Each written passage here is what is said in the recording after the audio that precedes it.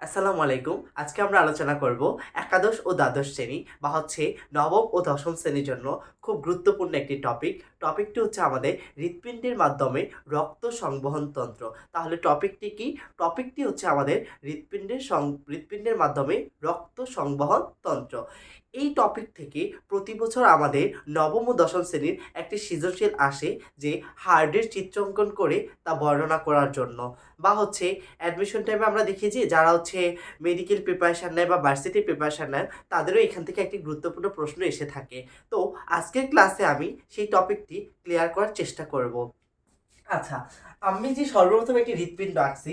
আমরা সবাই জানি যে হৃৎপিণ্ড হচ্ছে আমাদের ৪ প্রকোষ্ঠ বিশিষ্ট। হৃৎপিণ্ড আমাদের কয় প্রকোষ্ঠ বিশিষ্ট? ৪ প্রকোষ্ঠ বিশিষ্ট। এই যে একটা হচ্ছে আমাদের রাইট অ্যাট্রিয়াম। অ্যাট্রিয়াম মানে হচ্ছে অলিন্দ। আর আরেকটা হচ্ছে আমাদের রাইট ভেন্ট্রিকল। ভেন্ট্রিকল মানে হচ্ছে আমাদের নীলয়। তাহলে ডান অলিন্দ, ডান নীলয়। আর তারপর হচ্ছে আমাদের ৩ নম্বর যে প্রকোষ্ঠ, সেটার নাম হচ্ছে লেফট এট্রিয়াম। ৪ নম্বরটা হচ্ছে লেফট ভেন্ট্রিকল। তাহলে রাইট এট্রিয়াম, তারপর হচ্ছে right ventricle, left atrium, left ventricle. এখন এই টোটাল ৪টা প্রকোষ্ঠের মধ্যে আমাদের হৃৎপিণ্ডের এই ৪টা প্রকোষ্ঠের মধ্যে কিভাবে আমাদের রক্তটা চলাচল করে বা কিভাবে রক্তটা আমাদের প্রবাহিত হয়, সেটা বুঝতে গেলে আমাদের সর্বপ্রথম কিছু জিনিস সম্পর্কে ধারণা করতে হবে। যেমন এখানে আমি কিছু ওয়ার্ড লিখে রাখছি, যেমন ধমনী, শিরা, পালমোনারি ধমনী, পালমোনারি শিরা। এই ওয়ার্ডগুলো যদি আমরা বুঝি, তাহলে আমাদের এই যে কিভাবে আমাদের রক্তটা সংবহন হচ্ছে, সেটা আমরা খুব দ্রুত বুঝতে পারবো। ঠিক আছে? আচ্ছা, ধমনী মানে কি? অক্সিজেনযুক্ত রক্তটা হচ্ছে ধমনীর মাধ্যমে যাবে, আর শিরা দিয়ে হচ্ছে আমাদের কার্বন ডাইঅক্সাইড যুক্ত রক্তটা যাবে। তাহলে আবারও বলি, ধমনী দিয়ে হচ্ছে অক্সিজেন, শিরা দিয়ে কার্বন ডাই অক্সাইড, শিরা দিয়ে কার্বন ডাইঅক্সাইড। পালমোনারি ধমনী দিয়ে কার্বন ডাইঅক্সাইড, আর পালমোনারি শিরা দিয়ে হচ্ছে অক্সিজেন। একটা জিনিস মনে রাখবো, দেহ থেকে কোনো কিছু বের করে নেওয়া, সেটা হচ্ছে শিরার মাধ্যমে যাবে। আর দেহতে কোনো কিছু প্রবেশ করা, সেটা হচ্ছে ধমনী দিয়ে যাবে। তাহলে দেহতে যখন হচ্ছে আমাদের অক্সিজেনযুক্ত রক্তটা প্রবেশ করবে, সেটা হচ্ছে অ্যাওয়ার্টা বা ধমনী দিয়ে প্রবেশ করবে। আর যখন দেহ থেকে আমাদের কার্বন ডাইঅক্সাইড যুক্ত রক্তটা বের হবে, সেটা হচ্ছে শিরা দিয়ে বের হবে। ঠিক আছে?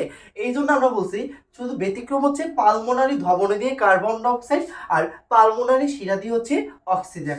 এবার আমরা চলে যাই আমাদের চক্রের মধ্যে।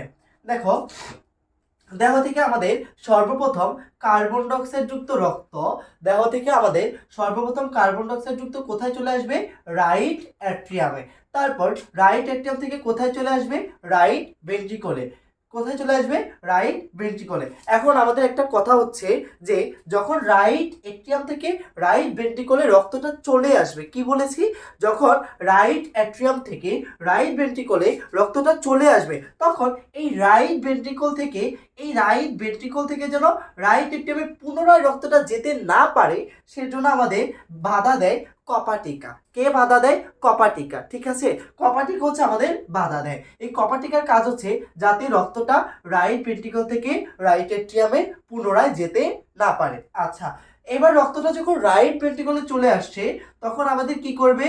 পালমোনারি ধমনী দিয়ে, এই যে আমাদের পালমোনারি ধমনী, এই পালমোনারি ধমনী দিয়ে কার্বন ডাইঅক্সাইড যুক্ত রক্তটা ফুসফুসে প্রবেশ করবে। কোথায় প্রবেশ করবে? ফুসফুসে। কেন ফুসফুসে প্রবেশ করবে? কারণ আমাদের দরকার অক্সিজেন যুক্ত রক্ত। মানব দেহে, পুরো দেহে অক্সিজেন যুক্ত রক্তটা হচ্ছে প্রবাহিত হয়। এখন কার্বন ডাইঅক্সাইডকে অক্সিজেনে কনভার্ট করতে হলে অবশ্যই আমাদের গ্যাসীয় বিনিময় দরকার। আর আমাদের গ্যাসীয় বিনিময়টা কোথায় সম্পন্ন হয়? এটা হয় ফুসফুসে। যেহেতু ফুসফুসে সম্পন্ন হয়, সেহেতু কার্বন ডাইঅক্সাইড যুক্তটা কোথায় চলে আসবে? কার্বন ডাইঅক্সাইড যুক্ত রক্তটা আমাদের ফুসফুসে চলে আসবে। এই ফুসফুসে কার্বন ডাইঅক্সাইড যুক্ত রক্তটা এসে এখানে অক্সিজেনে পরিণত হবে। কিসে পরিণত হবে? অক্সিজেনে পরিণত হবে। তারপরে পালমোনারি শিরা দিয়ে এই অক্সিজেন যুক্ত রক্ত কোথায় চলে আসবে? আমাদের লেফট এট্রিয়াম। Left atrium. তারপরে কোথায় চলে আসবে? Left ventricle. সেম আবার এখানে আমাদেরকে বাধা দিবে কপাটিকা। সেই কপাটিকার নাম কি? আমাদের বাইকাসপিড কপাটিকা। আর এই যে এখানে আমাদের যে কপাটিকা বাধা দিত, তার নাম হচ্ছে ট্রাইকাসপিড কপাটিকা। তাহলে কপাটিকার কাজ কি? বাধা দেওয়া। কপাটিকার কাজ কি? বাধা দেওয়া। আচ্ছা, তারপর এই লেফট ভেন্ট্রিকলে যখন আমাদের এখানে অক্সিজেন, এখানেও আমাদের অক্সিজেন ছিল, আর এখানে ছিল আমাদের কি? Carbon dioxide. Carbon dioxide. এই অক্সিজেনযুক্ত রক্তটা যখন এখানে ছিল, সেই অক্সিজেনযুক্ত রক্তটা অ্যাওর্টা দিয়ে বা মহাধমনী দিয়ে আমাদের পুরো দেহে প্রবেশ করবে। এভাবে হচ্ছে আমাদের পুরো দেহে অক্সিজেন সমৃদ্ধ রক্ত প্রবাহিত হয়। তাহলে আবার আরেকবার বলি, তাহলে আমি প্রথম হচ্ছে দেহ থেকে কার্বন ডাইঅক্সাইড যুক্ত রাইট এট্রিয়ামে আসবে, রাইট এট্রিয়াম থেকে রাইট ভেন্ট্রিকলে আসবে, তারপর পালমোনারি শিরা দিয়ে কার্বন ডাইঅক্সাইড যুক্ত রক্ত ফুসফুসে চলে যাবে, ফুসফুসে গিয়ে সে কিসে পরিণত হবে? অক্সিজেনে পরিণত হবে। সেখানে অক্সিজেনে পরিণত হওয়ার পর কি করবে? পালমোনারি শিরা দিয়ে আমাদের কোথায় চলে আসবে? লেফট এট্রিয়াম, তারপর সেখান থেকে লেফট ভেন্ট্রিকলে যাবে, তারপরে অ্যাওর্টা বা মহাধমনী দিয়ে আমাদের কোথায় প্রবেশ করবে? দেহে। তাহলে দেখো, যখন অক্সিজেনযুক্ত রক্তটা প্রবেশ করবে মহাধমনী বা অ্যাওর্টা দিয়ে, আর দেহ থেকে কার্বন ডাইঅক্সাইড যুক্ত রক্তটা বের হবে ভেনা কাভা বা হচ্ছে কি আমাদের মহাশিরা। তাহলে এতটুকু আমরা বুঝতে পারছি। আচ্ছা, তাহলে আবার একটু কপাটিকা সম্পর্কে বলি। কপাটিকার কাজ ছিল কি এখানে?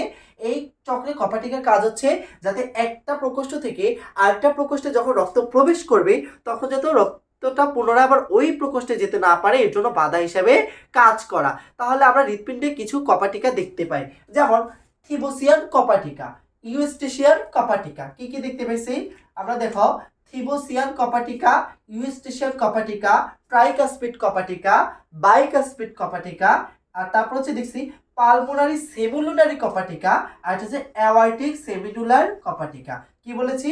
পালমোনারি সেমিনুলার কপাটিকা, অ্যাওয়ার্টিক সেমিনুলার কপাটিকা। দেখো কোনটার অবস্থান কোথায় সেটা তোমরা চিত্র দেখলেই বুঝতে পারছো। থিবোসিয়ান কপাটিকা কোথায়, ইউস্টেশিয়ান কপাটিকা কোথায়, ট্রাইকাসপিড কপাটিকা কোথায়, বাইকাসপিড কপাটিকা কোথায়, পালমোনারি সেমুলারি কপাটিকা কোথায়, অ্যাওয়ার্টিক সেমিনুলার কপাটিকা কোথায়, এগুলো হচ্ছে তোমরা চিত্র থেকে দেখলেই বুঝতে পারছো। তারপর তোমরা আমাকে প্রত্যেকটা অবস্থান কমেন্টে জানিয়ে দিবে। আচ্ছা, তাহলে এটা হচ্ছে আমাদের চক্র। এবার আরেকটা কথা বলি যে আমাদের হৃৎপিণ্ডে আমরা দেখেছি হৃদস্পন্দন হয়। আমরা জানি একজন সাধারণ মানুষের বিশ্রামরত অবস্থায় 70 থেকে 80 বার হৃদস্পন্দন হয় বা গড়ে হচ্ছে 75 বার। এটা হচ্ছে মেডিকেল ও ডেন্টাল পরীক্ষায় 2017 কিংবা 2018-তে এসেছিল। কি বলছি? যে বিশ্রামরত অবস্থায় একজন সুস্থ মানুষের কি হয়? আমাদের হৃদস্পন্দন হয় 70 থেকে 80 বার বা গড়ে হচ্ছে 75 বার। আর হৃৎপিণ্ড, এই যে আমরা হৃৎপিণ্ড দেখছি, এই হৃৎপিণ্ড হচ্ছে আমাদের 1400 লিটার রক্ত জমা রাখিতে পারে, 1400 লিটার রক্ত জমা রাখতে পারে, সঞ্চালন করে আর কি। আচ্ছা, এবার দেখো এখানে দুইটা আমি ইম্পর্টেন্ট ওয়ার্ড লিখছি, একটা হচ্ছে সিস্টল, একটা হচ্ছে ডায়াস্টল। এবার দেখো আমাদের হৃৎপিণ্ডটা কি হয়? একবার হৃদস্পন্দন যখন হয় তখন একবার সিস্টল হয়, একবার ডায়াস্টল হয়। এই সিস্টল হচ্ছে সংকোচন প্রসারণ। সিস্টল ডায়াস্টল বলতে বোঝায় কি? সংকোচন আর প্রসারণ। সিস্টল মানে হচ্ছে সংকোচন, ডায়াস্টল মানে হচ্ছে প্রসারণ। এখন এখানে কত সময় হয় সেটা মনে রাখার জন্য একটি সুন্দর টেকনিক লিখে রেখেছি। দেখো, ওডিসি 701। কি মনে রাখবো বলো তো? ওডিসি 701। কি মনে রাখবো? ওডিসি 701 অর্থাৎ 0.7 0.1। অর্থাৎ কি? অ্যাট্রিয়াম বা অলিন্দে আমাদের ডায়াস্টলের সময় লাগে হচ্ছে আমাদের ওডিসি, ড দিয়ে মনে রাখবো ডায়াস্টল, স দিয়ে মনে রাখবো সিস্টল। তাহলে অ্যাট্রিয়ামের ডায়াস্টলের জন্য সময় লাগে 0.7 সেকেন্ড, আর সিস্টলের জন্য লাগে 0.1 সেকেন্ড। টোটাল আমাদের 0.8। আবার নিডোসা 503। কি মনে রাখবো? নিডোসা 503। এটা দিয়ে মনে রাখবো নিলয়। কি মনে রাখবো? নিলয়। এই নিলয় মানে হচ্ছে ভেন্ট্রিকল। ভেন্ট্রিকলের ডায়াস্টলের জন্য লাগে 0.5, সিস্টলের জন্য লাগে 0.3। কারো যদি মুখস্থ থাকে তাহলে তো ভালো, আর যদি কারো মুখস্থ না থাকে তাহলে তারা আমার মতো মনে রাখতে পারো, ওডিসি 701, নিডোসা 503। মানে ওডিসি আর নিডোসা দুইজন ফ্রেন্ড ছিল। এখন যখন ওরা মেডিকেলে ভর্তি হলো তখন হচ্ছে ওদের রুল ছিল, একজনের রুল ছিল 701, আর অডিসির ছিল 701, নিডোসা ছিল 503। এভাবে ডায়াস্টল আর সিস্টলটা পড়ে রাখলে আমরা ভুলবো না। ঠিক আছে সবাইকে? তাহলে সবাইকে ধন্যবাদ এই ক্লাসটি দেখার জন্য। আর যদি ক্লাসে কোনো সমস্যা হয় বা আমি যদি কোনো কিছু বলতে ভুল করি সেটা কমেন্টে বললে হচ্ছে ভালো হয়, বা হচ্ছে সবাই ক্ষমা দৃষ্টিতে দেখবেন। আর ক্লাসটি আশা করি সবার জন্য খুব উপকার ও ভালো হবে। ধন্যবাদ সবাইকে। আল্লাহ হাফিজ। আসসালামু আলাইকুম।